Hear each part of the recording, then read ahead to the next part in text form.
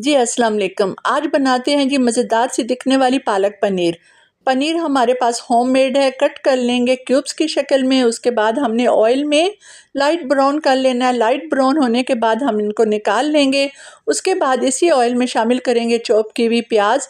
अगर आपके पास मौजूद है कड़ी पत्ता वो शामिल करें। थोड़ा सा प्याज को सौते करेंगे। ज़ीरा लाजम शामिल करिएगा।